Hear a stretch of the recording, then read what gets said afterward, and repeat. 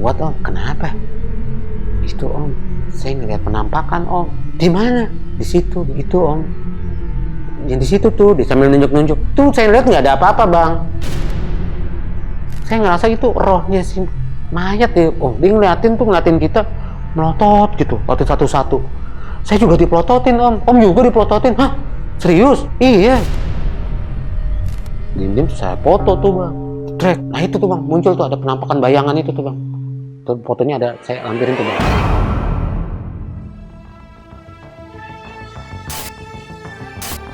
Halo teman-teman telusur, gue mau ngundang kalian semua buat duduk di sini untuk menceritakan kejadian-kejadian mistis yang pernah kalian alamin. Dan kalau kalian siap buat jadi narasumber telusur, kalian bisa langsung DM ke Instagram pribadi gue atau Instagramnya telusur. Dan jangan lupa saksikan terus telusur.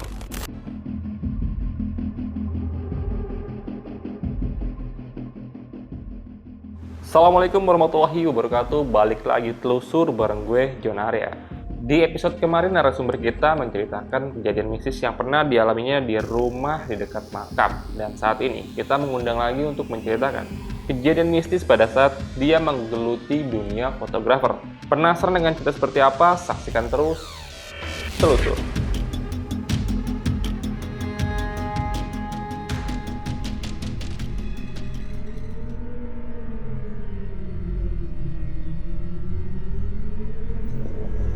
Om Erwin, Iya bang Jan. Om, gimana nih Om perasaan Om pada saat Om berada di ruangan tersebut Om? Wah nggak bisa dijelasin sih bang Jan. Karena saya di situ menyaksikan langsung dengan mata kepala saya sendiri.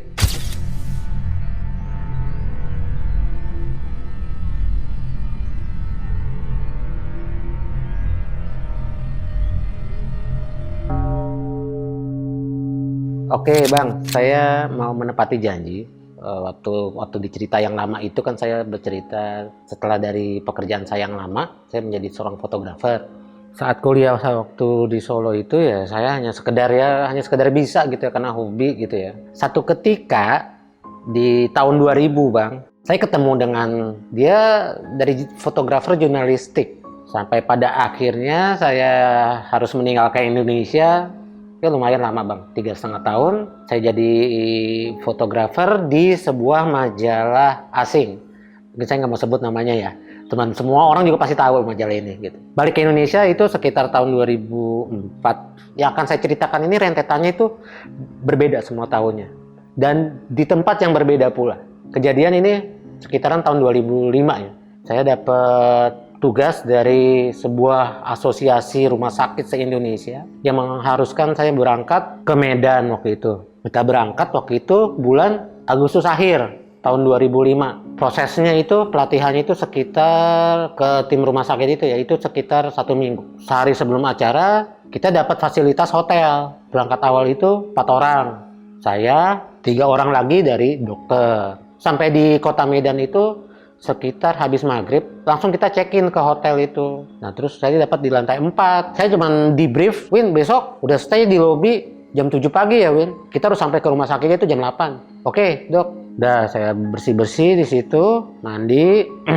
Terus udah tuh nyiapin pakaian buat besok. Saya buka laptop, udah kerja sebentar. Nah sekitar jam 10 malam itu udah deh saya istirahat, takut saya kesiangan bangun kan. Saya tidur sekitar tengah malam, samar-samar nih bang, kayak dengar suara bang. Kalau saya pas posisi tidur ini, tempat saya tidur, ini di depan pintu hotel gitu, pintu kamar gitu, kamar hotelnya. Nah ini sebelah kanan saya kan tim dokter. Nah ini dari sebelah kiri, kamar yang sebelah kiri. Samar-samar yang saya dengar ke itu tuh kayak suara anak-anak, rame gitu. Ada kayak kedengaran kayak loncat-loncatan di kasur, suara ibu-ibu orang ngobrol, laki-laki, wah rame deh gitu.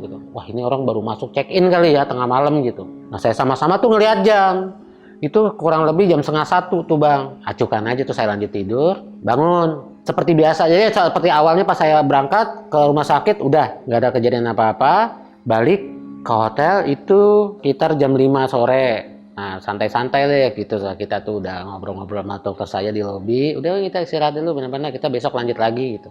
Itu tidur agak awal, itu jam 9 malam di hari kedua. Kembali terdengar lagi bang suara seperti itu. Dalam pikiran saya, kok ini suaranya sama, nggak mungkin kalau ini orang yang berbeda nih. Suara itu saya hafal banget tuh, mirip banget sama suara tuh yang rame-ramenya itu kayak kemarin malamnya gitu. Begini ya. Lalu dalam hati saya, besok saya tanya deh ke reception.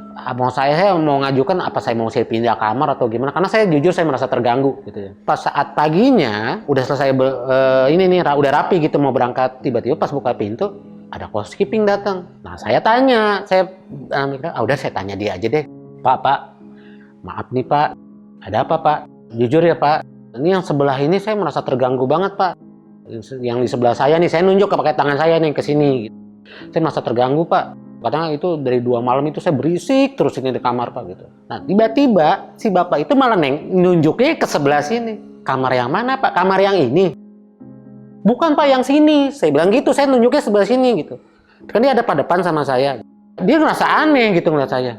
Yang ini Pak gitu, saya bilang gitu. Kalau yang sini mah teman-teman saya Pak, tim dokter yang dari Jakarta. Kalau yang sebelah sini Pak, itu bukan kamar Pak, ini tangga darurat Pak. Hah? Saya kaget Bang. Kalau nggak percaya Bapak cek aja keluar, coba lihat. Emang saya kan waktu tiap datang dari kemarin itu langsung masuk kamar, nggak perhatiin yang sebelah sini, yang sebelah saya itu apa. Pas saya lihat, sebelah hidran itu tuh, apar tuh yang pemadam tuh. Pas saya lihat, iya tangga darurat. Ini mah gangguan lagi nih gitu. Wah nggak beres ini hotel. Saya ketemu di lobi sama tim dokter. Nggak cerita, saya nggak cerita apa-apa. Tiba-tiba yang prof ini nih yang dari Jakarta ini nih ngobrol gitu. Pindah hotel Win gitu. Wah kenapa dok? Iya dari hari pertama itu saya diganggu. Wastafel tuh kerannya dimainin. Terus saya ke situ gitu. Ini kayaknya nggak beres ini hotel, saya pindah aja deh. Saya minta ke panitia, saya pindah hotel aja. Akhirnya dia pindah hotel, saya masih tetap di situ. Kamar yang dia pakai karena daripada mubazir ya, saya tempatin. Tapi alhamdulillahnya tuh emang saya nggak diganggu gitu di kamar itu. Sampai satu ketika, sampai di hari terakhir, check out kan pagi. Kita terakhir itu tanggal 4 September 2005. Nah kita tanggal 5 itu udah sampai bandara itu sekitar jam 8.30. Jadi waktu pas saat kita berada di bandara itu, kita udah siap-siap gitu. Udah masuk, di seberang kita nih, tim kita ini. Saya kalau lupa, saya di gate 3 apa di gate 4 gitu. Di gate yang sebelah saya itu penumpang pesawat Mandala. Dulu Kuala Namu belum ada Bang. Kita masih di Polonia waktu itu bandaranya. Saya duduk, sebelah saya Dr. Eka Wahyu. Saya ngeliatin aja. Sibuk sama laptopnya masukin kerjaan gitu. Nah, soalnya yang lirik ke arah saya. Pandangan saya tuh tertuju sama penumpang yang pesawat Mandala itu yang sudah lagi pada duduk-duduk. Itu mukanya itu auranya kayak nggak ada cahaya. Kayak apa sih? Aneh gitu. Mereka pada diem. Yang Dr. Eka ini nyenggol.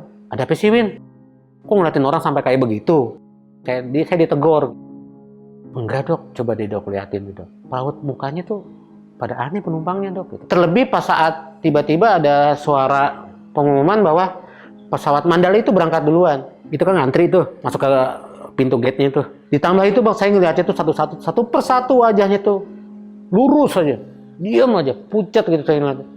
Selang sekitar 15 menit dipanggil penumpang pesawat Garuda, diharapkan untuk siap-siap. Karena pesawat bentar lagi akan berangkat. Masuk ke gate. Udah tuh masuk, periksa tiket, saya duduk. Sampai di Soekarno-Hatta, Bang. Itu saya lihat di layar berita pesawat Mandala itu jatuh, Bang. Dan jatuhnya menimpa perumahan yang ada di dekat bandara itu, Bang. Semua penumpang ikut awak pesawat sejumlah 149 meninggal. Itu bengong. Kita bengong. Dan saya kan yang itu kan sama dokter Eka aja ya. Dia langsung kaget, langsung bisikin saya. Win, kan bener Win firasat kamu tadi Win ngeliat. Coba kamu bilangin. Waduh, saya jadi bilang orang gila. Dok, masalahnya. Bisa jadi ntar saya ditangkap apa-apa gitu ya. Udah lah.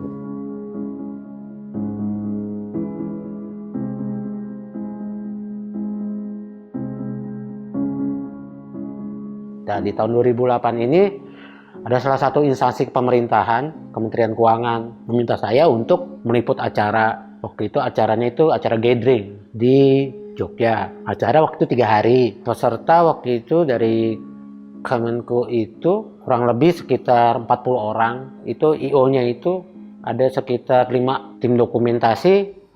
Hanya saya sendiri Bang. Gathering, acara jalan-jalan, acara rapat internal.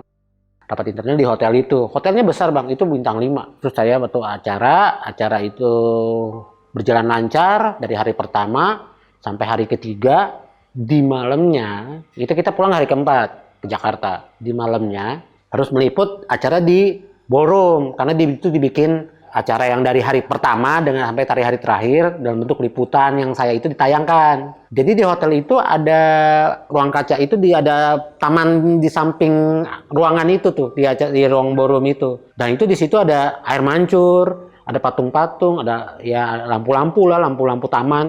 Ada 5 ibu-ibu bilang ke saya, Mas Ewin, apa Bu? Tolong dong itu Mas foto di luar, katanya cakep deh tuh lampu-lampu taman. Iya Bu, pintu sampingnya tuh emang yang ke arah taman itu dibuka kan. Udah tuh, saya fotoin bang di situ bang. Nah foto itu mungkin karena terbiasa dengan foto dulu analog kali ya, SLR gitu bang. Jadi kalau setiap foto tuh saya nggak mau lihat hasil. Di momen yang sama saya bisa 2 atau 3. Takut yang satu gagal nih.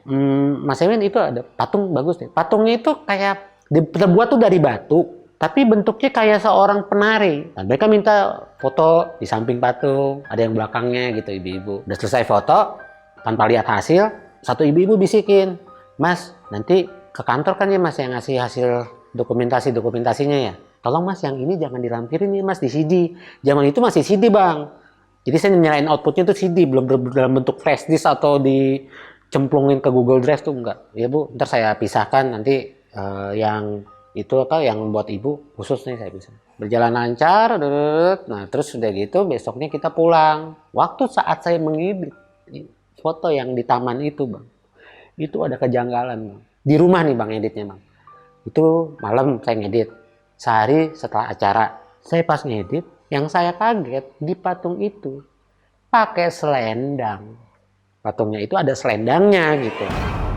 Warna hijau. Pas saat di situ saya ingat-ingat lagi, di salah satu ibu-ibu ini ada yang pakai, apakah ada yang pakai selendang? Waktu mau saya serahkan itu saya ini dulu, saya keep dulu.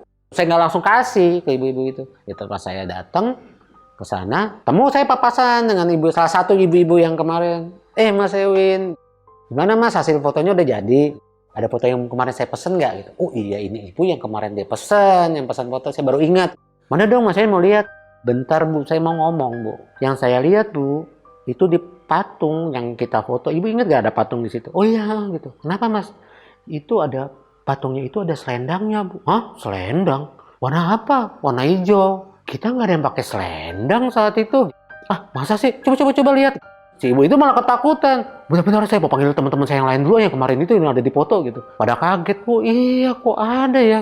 Ini nggak Mas Ewin edit Bu. Saya kalau jujur ya, foto saya nggak pernah ngedit Bu. Saya cuma adjustment warna aja Bu, sama tingkat kecerahan, level sama brightness. Oh gitu. Iya. Waduh, enggak. Bawa balik aja deh Mas. Loh, ini bener Bu nggak mau. Enggak, saya takut yang itu. Yang lain aja Mas, yang di situ juga yang di taman, cuma yang foto-foto yang ada penampakannya itu saya nggak mau Tolong Mas, ini jangan cerita siapa-siapa atau begini. Emang waktu zaman itu kan emang belum ada sosmed atau apa ya Bang ya. Belum ada saya harus cerita kemana juga. Ya udah Bu, siap Bu. Itu Bang kejadiannya waktu pas saat di tahun 2008 tuh jadinya seperti itu.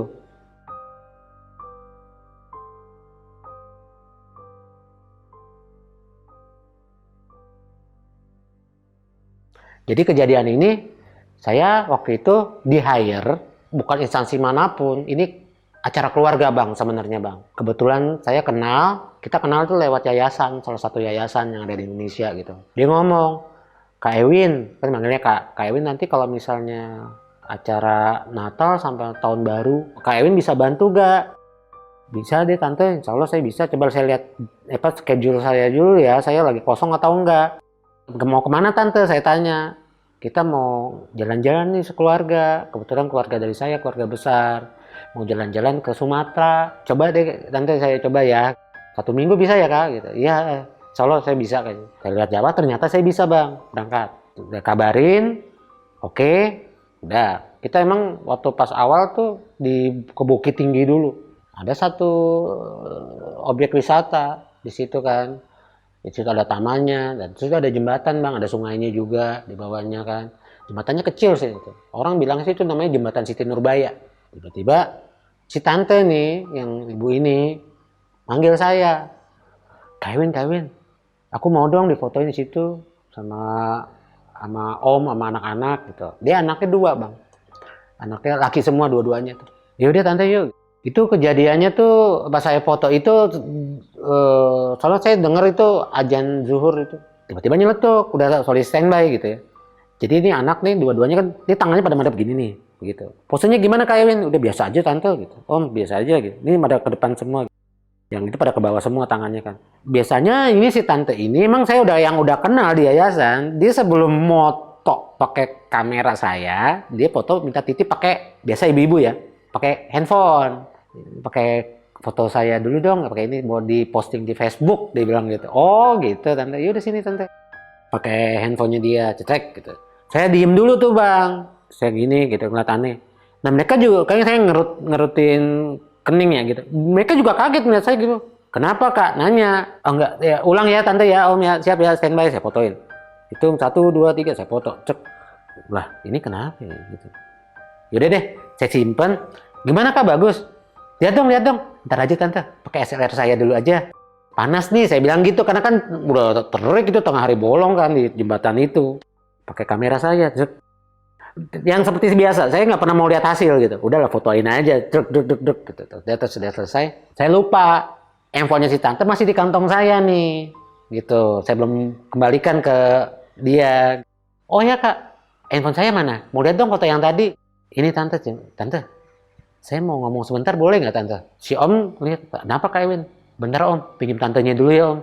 Ya tante ngobrol dulu situ yuk. Tante mungkin agak aneh ngeliat ekspresi saya ya tante. Iya kak, kenapa sih kak? Ada apa dengan fotonya? Dia bilang gitu. Bentar ya tante, ini saya kasih lihat ya.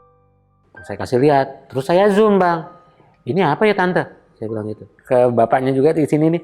Di tengah-tengah tuh ada tangan bang. Itu tangan mulus banget. Kayak tangan bayi, kayak patung. Itu nggak ada apa-apa, ditempel sini. Kalau mungkin sekilas kayak garukan punggung bang yang buat itu. Apa nih gitu. Si tante bilang itu kaget. Apa nih kak? Nah itu saya nggak tahu tante. Waduh, gimana ya kak? Hapus aja apa enggak ya? Tadi kan saya ngambil juga nih tante pakai SLR. Ya mungkin di kamera saya nggak ada. Nanti kalau bisa si om tanya dari yang foto yang di saya aja. Bilang aja tadi saya pencet lupa. Bilang ke om nanti kehapus gitu, lupa disimpan. Coba kirim aja kan tante ke HP saya. Dikirim tuh gitu sama dia tuh. Nah dikirim ke saya, tukeran, disimpan, sama dia dihapus. Saya tuh emang nggak tahu ya, memang ada cerita seperti rumor seperti atau ini berhubungan sama urban legend yang ada di situ ya. Ini foto yang tangan itu saya nggak ngerti itu dari mana. Agak sedikit aneh aja kok siang bisa ada pas saat siang. Biasanya kalau namanya hantu itu kan biasanya kan nampaknya malam. Ini jelas banget. Itu bang, kisahnya.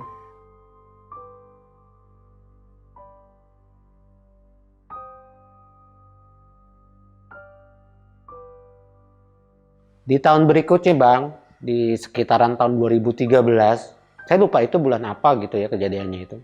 Ada teman saya, kebetulan dia salah satu writer, di waktu tempat saya bekerja dulu. Dia ngirim email ke saya, dia kebangsaan Amerika, namanya Ted Fishman. Erwin, saya minta tolong, saya ingin meliput bangunan-bangunan peninggalan sejarah etnis Tionghoa yang ada di Tanah Jawa. Tripnya itu ke Demak, Kudus, Jepara, Rembang, termasuk Museum Kartini. Dia bilang gitu. Oke, minta tolong gitu, ya mau nggak mau ya saya bantu gitu, karena jarang-jarang ketemu dia. Kalau nggak salah itu di bulan Juli. Meeting point-nya saya di Semarang, karena saya suruh berangkat duluan ke Semarang. Saya ketemu di rumah salah satu family saya di Semarang, temu di situ.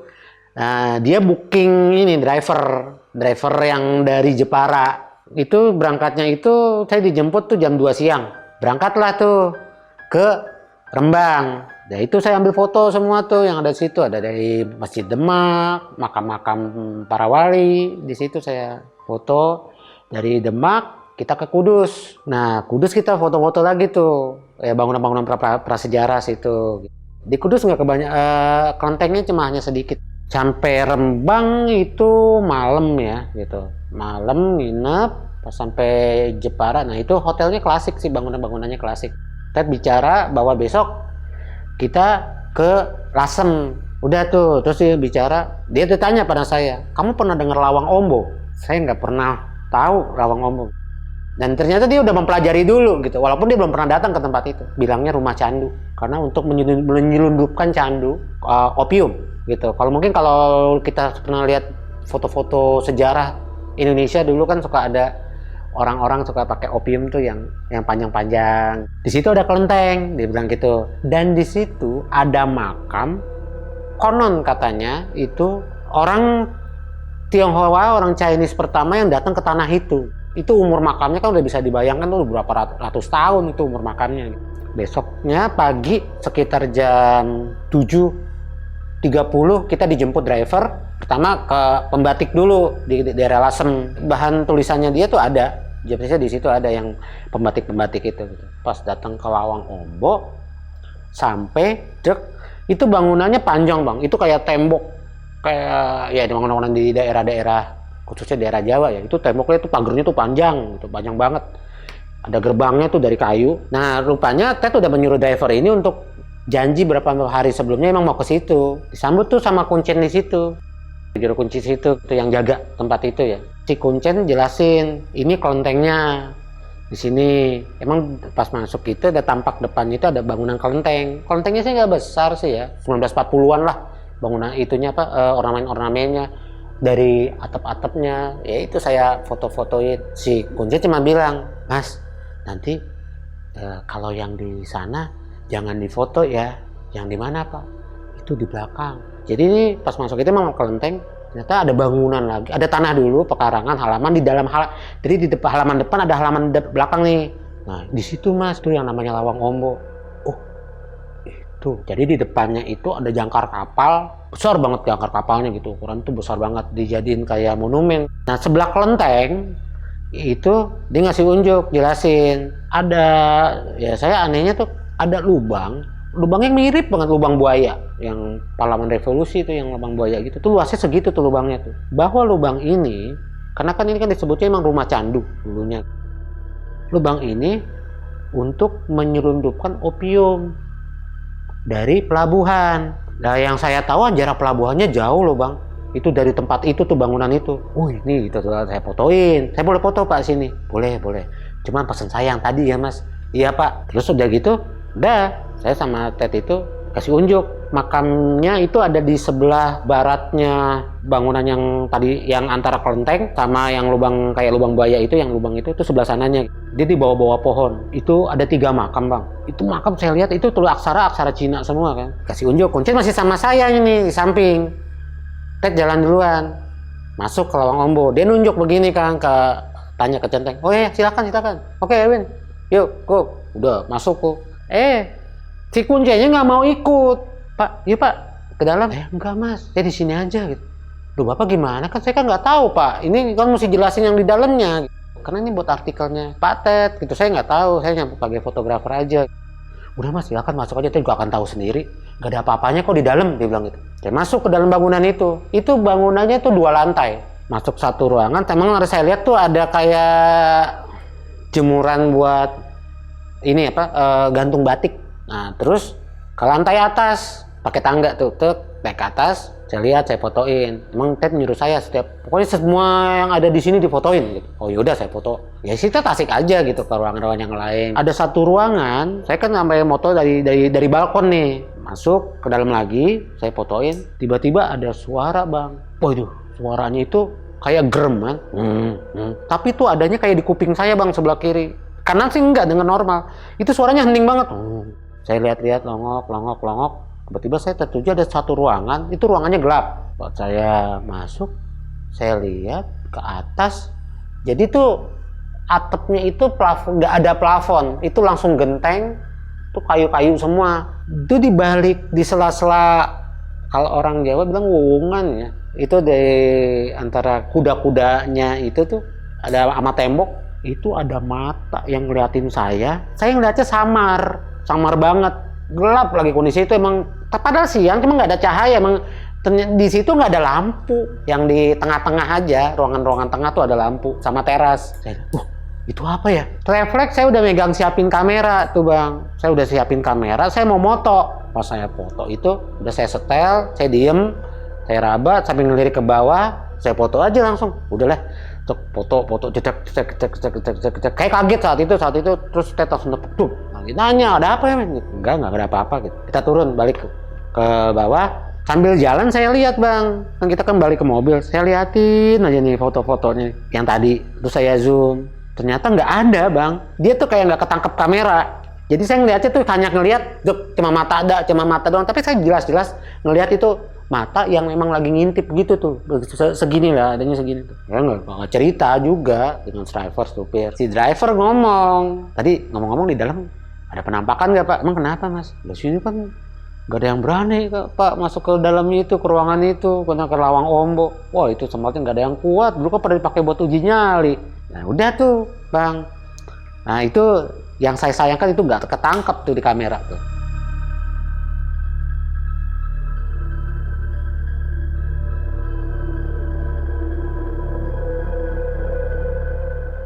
Kelanjutannya itu jadi ada cerita lagi nih bang. Saya memang sering kali dapat tugas untuk meliput disaster, bencana alam gitu ya. Nah satu ketika di tahun 2016 ini saya dapat telepon itu dari panitia yang mengadakan acara, nama acaranya RA Asia. Jadi asosiasi rumah sakit khususnya dokter spesialis bedah saat itu, dia pengen mengadakan untuk menguji coba serum baru. Panitianya telepon, Mas Ewin, kita bisa minta tolong nggak untuk ngeliput gitu. Jadi kita liputannya dalam bentuk apa ya? Saya tanya dulu, ini liputan biasa atau memang dibutuhkan untuk yang khusus, yang tertentu. Jadi nanti saya betul yang utama itu foto nggak diutamakan. Jadi saya mereka mengutamakan itu video untuk nanti buat videonya itu buat video pembelajaran. Kalau kita lihat di YouTube itu kan ada tutorial ini pembelajaran bedah ini. Tapi ini buat internal. Bisa nggak mas bantu? Sebab jujur nih mas Ewin, saya udah keliling ke Jakarta, nggak ada yang berani mas. Nah tiba-tiba ada temannya Mas Ewin yang ngasih rekomendasi, ini aja nih orangnya berani nih kalau meliput-liput kayak begitu. Waduh, ya udah deh kita ketemu dulu aja. Mas Ewin sekarang lagi di mana? Lagi di Jakarta? Iya mas. Nah kemudian saya lagi di Rumah Sakit Cipto mas. Datang deh mas ke sini, bisa nggak sekarang? Iya, ya udah deh saya datang deh sekarang. Tunggu ya. Itu jam 2 siang waktu itu telepon. Nah terus udah gitu dijemput, dia udah nunggu di parkiran. Oh mas Ewin ya? Udah tahu saya lah. Iya mas, masuk yuk. Ini sambil jalan dia sambil ngobrol ngajak ke ruangannya dia tuh. Kita ada 3 tahapan mas nanti gitu yang akan mas Ewin liput. Pertama ngeliput ini dulu, ada anak-anak, ada orang dewasa. Jadi ntar dimasukin serum. Nah terus yang kedua babi mas. Babi, iya babi itu dibedah. Nanti babi itu di area parkir, di parkir motor. Nanti kita bikin tenda di situ. Nah, terus yang ketiga apaan? Yang ketiga yaitu mas, yang paling utama mayat mas. Dia bilang, hah? Mayat? Katanya kemarin udah bilang. Saya tadi kan pas telepon mas saya udah bilang mau itu mayat. Oh, takut gak mas? Enggak gitu. Mayatnya berapa? Ada 3, ada kadaver di ruang forensik. Oh ya udah dah, kita kesana ya mas. Sekarang kita lihat dulu, cek. Mas saya lihat dulu aja mayatnya, pilih aja yang mana. Pilih, dalam hati saya, waduh mayat kok. Saya bilang, udah saya ngikut aja. Kalau bisa sih, kalau misalnya bedah yang laki-laki mas. Nah, maksudnya saya suruh mas Ewin pilih ini, suruh lihat kira-kira yang bagusnya ini yang usia mayatnya yang berapa. Nah, saya nggak ngerti, saya bilang seperti itu, saya nggak ngerti. Coba saya liput aja. Durasinya berapa? Long shootnya itu saya ngambil tuh berapa, durasinya berapa lama. Nah, kita di ruangan itu nanti sekitar 6 jam di kamar mayat. Udah tuh datang ke situ pas ke ruangan itu, ruang forensik. Saya lihat, memang waktu pas datang bang, itu emang belum diformalin, masih bau. Waduh, ya mayatnya udah lama banget nih. Kayak udah banyak-banyak jahitan, saya lihat kan, udah banyak jahitannya. Oh ya udah, dibuka lagi jahitannya terus saya nggak ngerti, saya cuma panitia dia bilang gitu. Oh ya udah, ini boleh fotoin nih. Gak apa-apa fotoin aja. Nah mas Ewin berapa orang mas di sini? Soalnya kita mau berhubung dengan masalah konsumsi nih mas, saya mau nyediain. Untuk berapa orang timnya Mas Ewin, dimasukin ke 5 dulu, 5 orang aja dulu termasuk saya. Kalau ini saya mesti bikin tim lagi, saya bilang gitu. Ya udah, boleh deh mas. Acara kapan sih? Ya masih sekitar 2 minggu lagi, dia bilang gitu. Kabarin aja mas kalau misalnya udah siap gitu ya. Oh siap mas. terus saya kabarin, saya bilang. Udah tuh bang, saya balik. Saya kontak waktu itu, emang saya punya hubungan baik ya dengan kampus-kampus yang ada di Jakarta, IKJ. Jadi waktu itu saya kebetulan tuh anak-anak IKJ lagi ada kosong. Nah ini mereka mahasiswa, ya lumayan deh om dapat job, buat tambahan. Dia bilang, oh ya udah nyari ilmu juga. Karena saya minta tolong sama tim saya yang biasa bantu saya itu, mereka pada nggak mau. Jujur ya, bang, om, kalau cuman liputan sebentar aja sih kita mau. Cuma kalau ini 6 jam ini kita nggak kuat, dibilang gitu. Udah pada nyerah duluan. Oh ya udah, anak IKJ ini pada berani ya nyalinya. Ada nama satu tuh Rian. Dean, tolong koordinir anak-anak deh. Briefnya di tempat om aja. Siap om, kapan? Besok malam datang ke rumah. Saya brief kan. Karena kan kemarin waktu pas saat survei, saya memang liput tuh alurnya, ruangan-ruangannya gitu. Saya fotoin. Gitar ini saya jelasin kan di laptop. Apa hari kemudian tuh pas hari H, datanglah nih tim, saya kumpulin datang ke sana. Acara itu dari pagi bang. Waktu itu yang katanya kan dibilang yang ruangan pertama yang disuntik, yang ke para relawan ini, itu makan waktu sekitar 1 jam di situ. Saya sebar karena yang di bawah itu, yang babi ini masih berjalan gitu berbarengan. Ya saya tektok aja bolak-balik ke ruangan itu di lantai 2, udah selesai semua. Udah tuh sekitar jam 12 siang masuk ke situ ke ruangan itu. Sebelumnya kita prepare dulu tuh, setting kamera, deg. Nah, mayatnya udah siap di situ. Dan nggak ada perasaan apa-apa. Saya di situ juga udah biasa. Ada ya orang-orang yang petugas kamar mayat masih nemenin lah. Sekitar 20 menit kemudian dimulai tuh acara. Kita pasang tuh 2 kamera atas, kamera atas sama kamera depan gitu. Jadi atas itu kan buat ngambil pas saat ngebedah kan.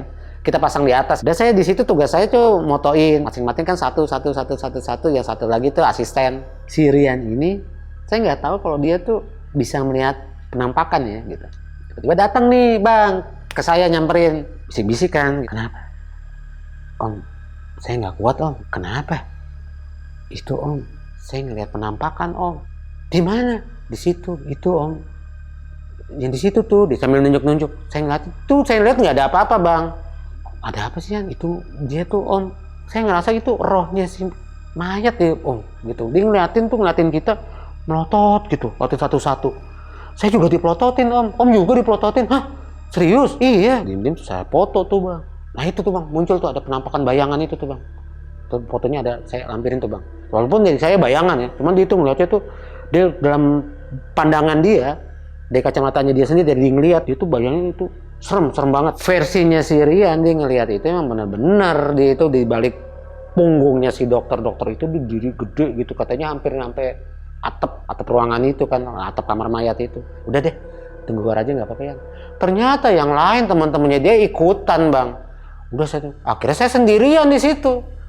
Om, saya nggak kuat juga om. Itu udah berjalan 2 jam di kamar. Karena kan kita masih ada 4 jam lagi. Ini perginya jangan jauh-jauh, karena kan di kamar mayat itu kan memang ada lorong nih ke area parkir ya, jadi nggak jauh. Karena tetap satu saat ada trouble saya panggil, ya biasa aja nggak ada apa-apa. Terus pas sampai udah selesai itu, tahunya itu ada bayangan itu pas sampai rumah pas saat editing.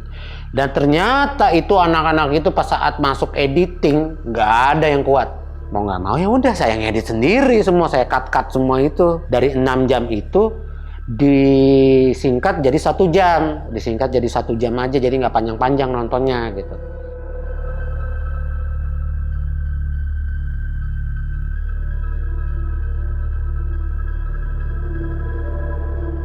Ini tahun yang sama bang, tahun 2016 juga.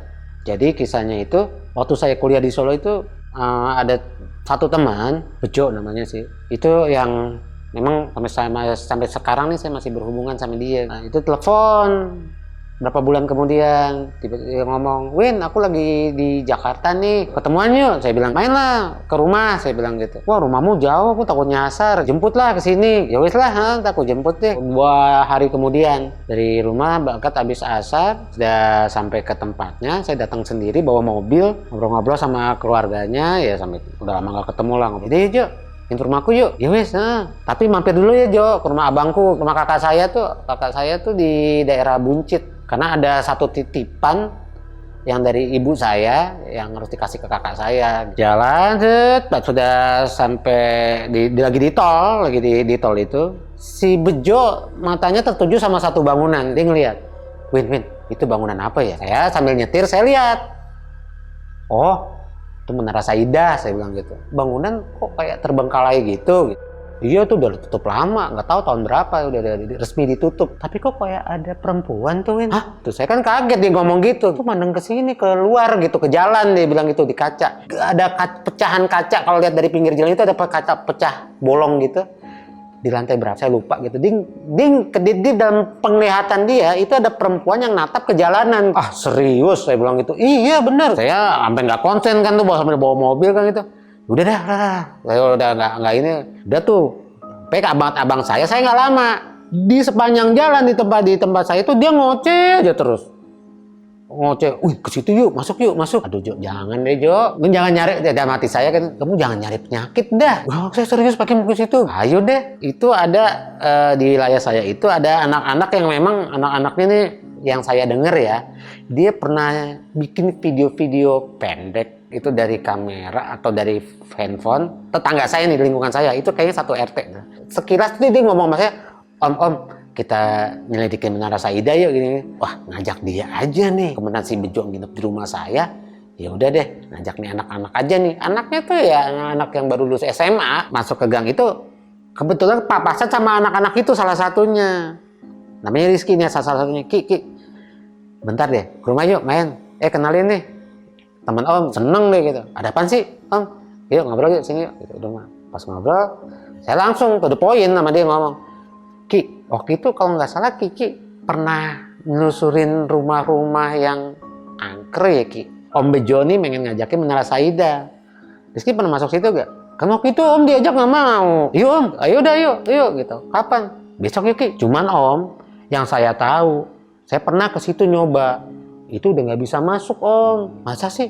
Iya nggak bisa karena kadang-kadang suka ada istilahnya centeng ya, maksudnya ada yang jaga di gedung itu. Kalau security nggak mungkin, maksudnya dia bekas security situ apa itu, oke ada yang jaga lah, ada sekitar 2 orang yang jaga. Oh gitu. Dulu Kiki bilangnya Rizky bilangnya buat apa? Itu buat biasa Om tugas kampus, dia bilang gitu. Besok kita ke sana yuk.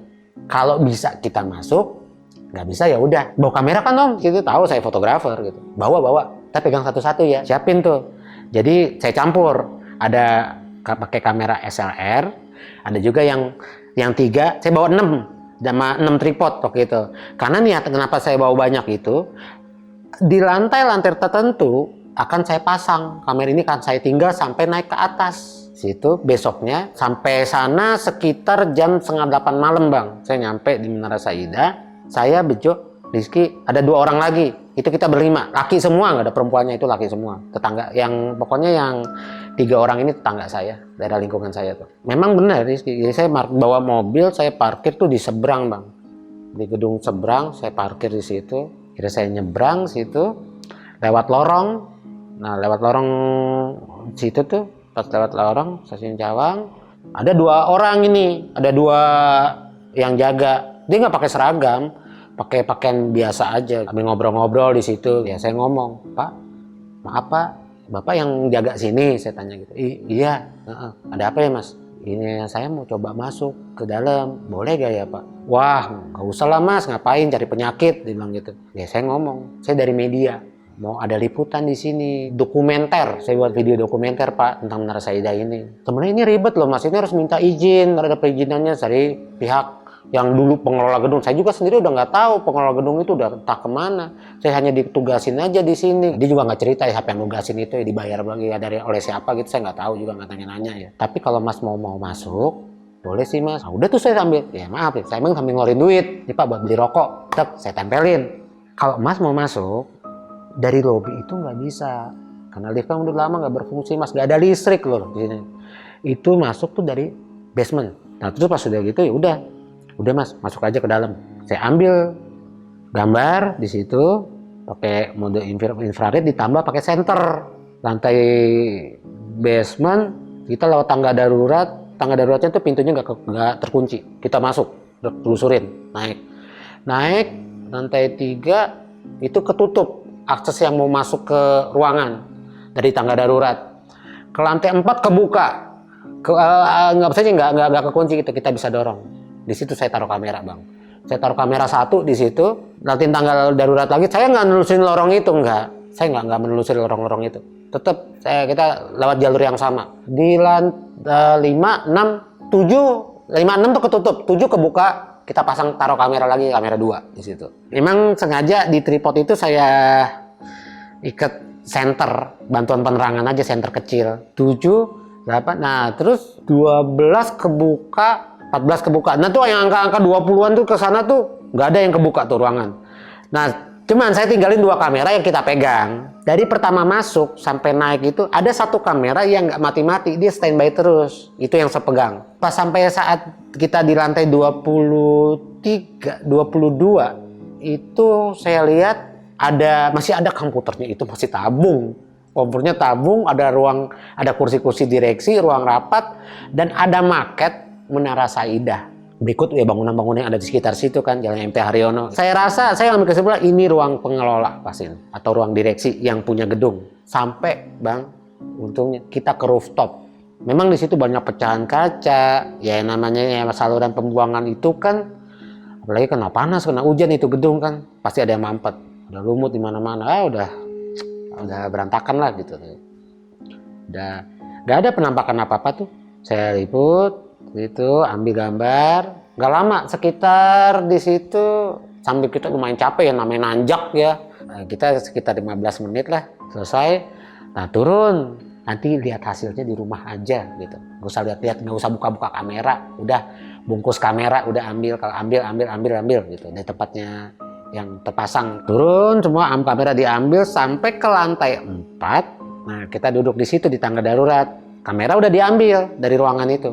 Nah, ada satu temannya si Rizky ngomong, wah gila, capek juga ya.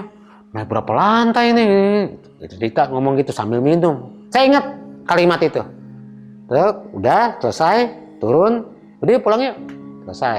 Saya coba transfer ini semua yang kamera-kamera ini. Ini anak-anak ini masih kepo ya, masih pengen tahu. Karena kan emang perjanjiannya kita emang nggak usah lihat kamera lah, nanti aja masuk ke komputer baru deh nontonin orang bareng deh, mau nobar deh, saya bilang gitu. Masuk transfer. Kan kalau misalnya transfer dari DVD ke kaset itu kan dia harus play terus nih, sambil transfer sambil jalan, lihat di monitor tuh. Tiba-tiba kita kaget nih semua tuh sambil nonton nih Bang, sama nonton yang kalimat itu, yang di lantai 4 udah selesai. Tiba-tiba Bang, saya sampai merinding Bang. Ada suara, itu saya jelas denger suara dari lorong yang kita ambil kamera tadi. Itu suara pas dia ngomong begitu, tiba-tiba tuh suara nyautin Bang, iya itu suara perempuan panjang banget lengkingannya. Kita kaget di situ Bang, hah apaan tuh, playback. Nah tuh kita rewind tuh, suara perempuan Bang, itu panjang banget. Wah udah dari situ, ini nggak ada penampakan, sekalinya ada suara nih gitu. Udah tuh, memang ada satu anak yang tetangga saya itu bilang, Om, jujur deh Om, ini pundak gue tuh kayak berat banget katanya gitu. Kayak ditempelin, katanya dia sih kayak ditempelin, pundak gue berat banget. Besoknya dia, ini nggak tahu lah berobat di mana. Itu Bang ceritanya Bang. Mengenai kejadian di kamar jenazah ya, Om bener-bener ngeliat tuh kalau ada yang dibedah-bedah gitu, dibuka-buka jasadnya. Iya. Kalau untuk jasadnya nih Om, itu yang dijadikan bahan untuk praktik itu udah berapa lama tuh Om di kamar jenazah tuh? Yang kemarin itu udah ada setahun lah umur mayatnya itu. Udah hampir 1 tahun. Udah berapa, ada banyak jahitan, bongkar pasang. Karena petugas forensik dan petugas kamar jenazah sendiri yang itu bicara ini mayat udah lama di bongkar pasang Pak buat bahan praktek. Kalau untuk sosok hitam yang dilihat oleh timnya Om ya, sampai dia nggak kuat. Om, untuk fotonya nanti saya minta Om ya. Iya boleh. Nah, saya lampirkan Bang. Ya? Ada. Oke, buat nanti teman-teman bisa nilai sendiri nih sosok yang ada di fotonya Om Erwin ini, apakah benar arwah dari si jasadnya. Terutama untuk teman-teman Indigo nih, nanti teman-teman bisa langsung aja nilai sendiri foto-foto yang Om Erwin kirimin ke kita. Nanti kita bakal tampilin semuanya. Ya. Oke Om Erwin, sekali lagi terima kasih banyak. Sama-sama Bang John. Sehat selalu untuk Om Erwin. Amin. Sama-sama Bang. Terima kasih juga banyak. Dan terima kasih banyak juga untuk teman-teman telusur yang sudah menyaksikan tayangan ini dari awal sampai akhir. Jangan lupa untuk saksikan terus telusur karena masih banyak video-video menarik yang wajib kalian tonton. Dan akhir kata, gue Jonaria dan Om Erwin pamit. Assalamualaikum warahmatullahi wabarakatuh. Waalaikumsalam.